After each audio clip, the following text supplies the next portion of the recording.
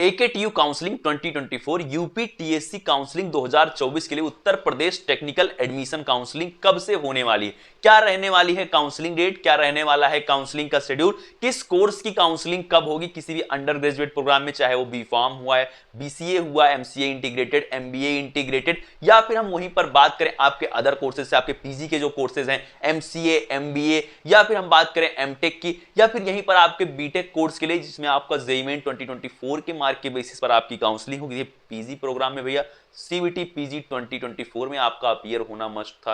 Under graduate के सभी programme में आपका सीवीटी यूजी 2024 में अपीयर होना मस्ट था। किसको छोड़कर? बीटेक कोर्स को छोड़कर। बीटेक कोर्स में एडमिशन आपका जेईई मेंस 2024 के मार्क के आधार पर होगा आपका काउंसलिंग, आपका एडमिशन। चलिए एक एक करके मैं सारे पॉइंट डिस्कस करूं, उससे पहले आप चैनल से सब्सक्राइब करके जुड़िए, क्योंकि चैनल पर आपको हर वीडियो AKTU काउंसलिंग से रिलेटेड मिलती रहेगी। जब भी उनका काउंसलिंग पोर्टल स्टार्ट होता है, लिंक एक्टिव होता है, सब कुछ बताऊंगा। और इस वीडियो में मैं आपको डेट बताने वाला हूं कि काउंसलिंग आपकी कब से स्टार्ट होने वाली है, मैं यहां पर आपको डेट बताऊंगा, तो तुरंत आप सब्सक्राइब करके जुड़ जाइएगा। चलिए यहां पर मैं एक एक करके आपके साथ सारे पॉइंट डिस्कस करता हूं। स्टूडेंट, अगर हम बात करें बीटेक कोर्स के लिए, देखिए एलिजिबिलिटी की अगर हम बात करें तो एलिजिबिलिटी आपको पहले से पता है, एक बार मैं रिपीट कर रहा हूं। बीटेक कोर्स में एडमिशन चाहिए तो आपके पास क्या होना चाहिए? आप 10+2 पास आउट हो या फिर अपीयरिंग में हो, इसी वर्ष आपका चल रहा हो, उसके साथ ही एंट्रेंस एग्जाम जो है जेईई मेंस 2024 में आपका अपीयर होना मस्ट था। यही है काउंसलिंग की एलिजिबिलिटी स्टूडेंट्स। वहीं पर अगर हम बात करें एमबीए इंटीग्रेटेड, बीटेक लैटरल की, बीबीए एमबीए, आपके लिए यहाँ पर B pharmacy, bachelor of pharmacy की, बीसीए की अगर हम बात करें, इन सभी कोर्सेज के लिए स्टूडेंट्स आप सभी का सीवीटी यूजी के मार्क के आधार पर एडमिशन होगा। वहीं हम अगर बात करें एमबीए और एमसीए, जो नॉर्मल है, इंटीग्रेटेड की नहीं, नॉर्मल जो एमबीए और एमसीए है आफ्टर ग्रेजुएशन वाला, बीसीए के बाद या फिर किसी भी ग्रेजुएशन के बाद वाला जो एमबीए है, उसमें आपका एडमिशन सीवीटी पीजी के मार्क के आधार पर होगा। यह आपको क्लियर होना चाहिए। अब हम यहाँ पर बात करते हैं एक एक करके कि आपकी काउंसलिंग के लिए आपके लिए क्या चीजें इंपॉर्टेंट हैं। स्टूडेंट्स, एक चीज का आप ख्याल रखेंगे, आपकी काउंसलिंग के लिए पहली जो चीज है वो है आपका डॉक्यूमेंट। डॉक्यूमेंट स्टूडेंट्स आपके पास क्या होनी चाहिए? आपकी आईडी होना चाहिए, उस प्रवेश परीक्षा यानी कि जिस एंट्रेंस एग्जाम के आधार पर आपका एडमिशन होने वाला है उसका एडमिट कार्ड और उसका स्कोर कार्ड होना चाहिए। इसके बाद आपके पास क्या होना चाहिए? आईडी और स्कोर कार्ड उस प्रवेश परीक्षा का। उसके बाद आपके पास होना चाहिए स्टूडेंट्स आपकी मार्कशीट, जो आपकी प्रीवियस क्लास की मार्कशीट है। फोर्थ आपका डॉक्यूमेंट आता है आपका रिजर्वेशन सर्टिफिकेट। रिजर्वेशन सर्टिफिकेट का मतलब क्या है? कास्ट सर्टिफिकेट या फिर पीडब्ल्यूबीडी, यदि आप पीडब्ल्यूबीडी सर्टिफिकेट आपका होना चाहिए। ईडब्ल्यूएस के अंतर्गत आते हैं तो ईडब्ल्यूएस सर्टिफिकेट आपके पास होना चाहिए। उसी के साथ साथ आपके पास आपका डोमिसाइल सर्टिफिकेट होना चाहिए। यदि आप उत्तर प्रदेश के निवासी हैं, आपको चाहिए उत्तर प्रदेश का रिजर्वेशन कोटा, तो उसके लिए डोमिसाइल सर्टिफिकेट आपका मस्ट है, तभी आप यूपी डोमिसाइल माने जाएंगे और तभी आपको यहां पर कम नंबर में भी एडमिशन मिल पाएगा। इस चीज का आप ख्याल रखेंगे। फिर यदि हम अगले डॉक्यूमेंट की बात करें तो स्टूडेंट्स, जो अगले आपके डॉक्यूमेंट हैं वो देखिए, वो डॉक्यूमेंट आपके लगेंगे आपकी फिजिकल रिपोर्टिंग में, जैसे कि क्या लगता है आपका मेडिकल सर्टिफिकेट, आपका गैप सर्टिफिकेट। ये सारे आपको अभी बनवाने की आवश्यकता नहीं है, जब काउंसलिंग होने लगेगी मैं बता दूंगा, एफिडेविट पे बनते हैं। एफिडेविट पे आप जाएंगे, वहां पर आपका गैप सर्टिफिकेट वगैरह बन जाएगा, गैप बन जाएगा, एंटी रैगिंग बन जाएगी।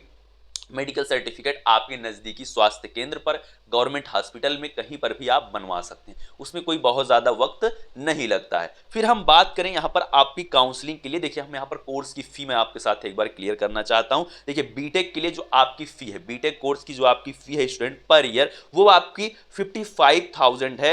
एमबीए के लिए 59,700 है पर ईयर आपकी फी। पीएचडी के लिए 73,200 पर ईयर है। बीटेक लेटरल के लिए 55,000 पर ईयर। बीबीए एमबीए यानी कि इंटीग्रेटेड यदि आप एमबीए करना चाहते हैं 25,750 rupees per year. M farm करना चाहते हैं 68,750 रुपीज पर ईयर।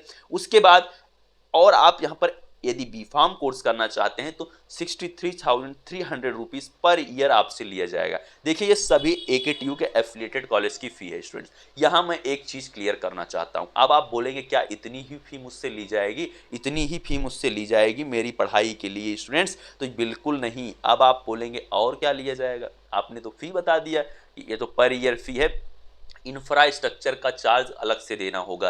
किसी कॉलेज का इंफ्रास्ट्रक्चर देखिए वो अपने हिसाब से डिसाइड नहीं करते हैं, उन्हें उसके लिए प्रॉपर AKTU के पास डॉक्यूमेंट भेजना होता है कि मेरे पास ये सुविधाएं हैं और इसी को ऐड करके मैं इतनी फ़ी ले रहा हूँ। ये फ़ी आपकी से मैंने आपको 55,000 यहाँ पर बीटेक का बताया है, तो यहाँ पर 1,20,000 1,30,000 तक वाले कॉलेज हैं। वो कैसे हैं? वो इसलिए हैं क्योंकि उनके पास उस तरह का इंफ्रास्ट्रक्चर है, उस तरह की कंपनियाँ आती हैं, उस तरह का प्लेसमेंट होता है, तो उनकी फ़ी ज़्यादा है। आप ये नहीं सोचेंगे ये जो मैंने आपको बताया है ये ट्यूशन फी है, 63,300 रुपये बीफार्म की ट्यूशन फी है, ये लगेगी ही लगेगी, इससे कम हो ही नहीं सकता है, ये आपका लगेगा। इससे कम कब लगेगा?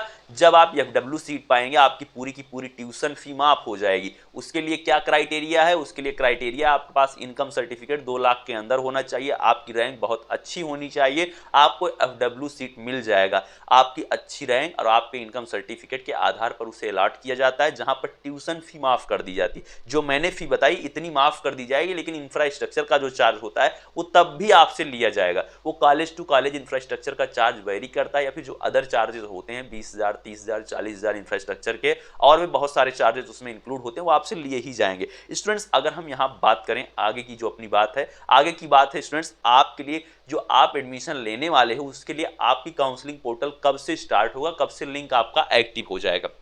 यहाँ आप ध्यान देंगे, जो स्टूडेंट बीटेक कोर्स में एडमिशन लेना चाहते हैं, इंजीनियरिंग कोर्स करना चाहते हैं किसी भी कॉलेज से, गवर्नमेंट या प्राइवेट से, जेईई मेन 2024 में अपीयर हुए थे, उनकी काउंसलिंग जल्द ही स्टार्ट हो सकती है। इसके लिए आप ये समझकर चलेंगे कि 1 हफ्ते के अंदर आपकी काउंसलिंग स्टार्ट हो सकती है बीटेक कोर्स के लिए, बहुत ही जल्द स्टार्ट हो सकती है। फिर हम बात करें अगर MBA के लिए, जो आपका आफ्टर ग्रेजुएशन आप MBA करें, CVT PG के तहत जो लोग करना चाहते हैं MBA और MCA, उनकी जो काउंसलिंग है स्टूडेंट्स वो इसी मंथ स्टार्ट हो जाएगी लास्ट तक, यानी कि जून के लास्ट वीक तक उनकी भी काउंसलिंग स्टार्ट हो जाएगी किसी भी PG प्रोग्राम के लिए। अगर वहीं हम बात करें अंडर ग्रेजुएट प्रोग्राम के लिए, जैसे कि B.Pharm लेटरल, उसके साथ ही बीटेक लेटरल या फिर BCA वगैरह की हम बात करें, तो इन सभी कोर्सेज की जो आपकी काउंसलिंग है वो जुलाई महीने में जाकर होगी। अभी इसके होने की चांस कोई नहीं है, क्योंकि आपका जब तक रिजल्ट नहीं आएगा CVT UG का, तब तक AKTU काउंसलिंग कराने के मूड में नहीं है। ये मैं आपको अभी से क्लियर कर दे रहा हूं, क्योंकि CVT UG के मार्क के आधार पर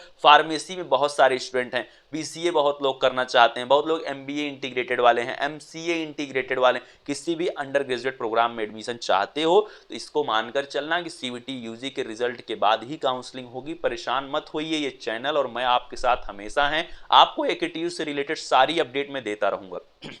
इसका आप ख्याल रखेंगे और किसी भी तरह से परेशान नहीं होंगे। डॉक्यूमेंट मैंने आपको बता ही दिया कि कौन से डॉक्यूमेंट आपकी काउंसलिंग के लिए लगेंगे, आपके प्रीवियस ईयर की मार्कशीट, आपकी ID, कास्ट सर्टिफिकेट, यही सारे डॉक्यूमेंट हैं जो आपके लिए जरूरी हैं। इनकम सर्टिफिकेट भी आप बनवा लेंगे, और एक चीज का ख्याल रखेंगे कि income certificate, caste certificate, EWS, ये सारे डॉक्यूमेंट, PWBD की बात नहीं कर रहा हूं, लेकिन ये जितने डॉक्यूमेंट मैंने अभी आपको बताए, इनकम, आपका कास्ट, आपका डोमिसाइल, ये सभी स्टूडेंट्स आप सभी के 1 अप्रैल 2024 के बाद के बने हुए डॉक्यूमेंट ही वैलिड होंगे। इसका आप ख्याल रखेंगे। काउंसलिंग की जो डेट है वो CVT UG वालों के लिए जुलाई है, बीटेक वालों के लिए जल्द ही स्टार्ट हो सकती है, 20 तारीख के पहले पहले, 20 जून के पहले पहले आपकी जो काउंसलिंग है स्टार्ट हो सकती है। और उसके साथ ही जो कैंडिडेट CVT PG के हैं, लास्ट वीक ऑफ जून में उनकी भी काउंसलिंग इसी महीने स्टार्ट हो सकती है, जल्द ही उनकी भी काउंसलिंग स्टार्ट होगी। वीडियो के माध्यम से मैंने आपको 3 जानकारियां दी। यहाँ पर कौन सी पहली जानकारी थी, वो थी आपकी फी डिटेल, कौन से कोर्स की कितनी फी लगती है, ट्यूशन फी क्या है, बाकी फी तो उसके अलावा भी कुछ लगती है। इसीलिए आप कॉलेज में जरूर कंसल्ट करें, जब आप काउंसलिंग कर रहे हो प्राइवेट कॉलेज की, तो प्राइवेट कॉलेज में एक बार कंसल्ट जरूर कर लें, क्योंकि टोटल फी उनकी क्या होती है उस वेबसाइट पर आपको नहीं दिखेगी। फिर वहीं हम बात करें, दूसरा पॉइंट मैंने क्या डिस्कस किया स्टूडेंट्स, दूसरा पॉइंट डिस्कस किया कि आपका डॉक्यूमेंट क्या लगेगा।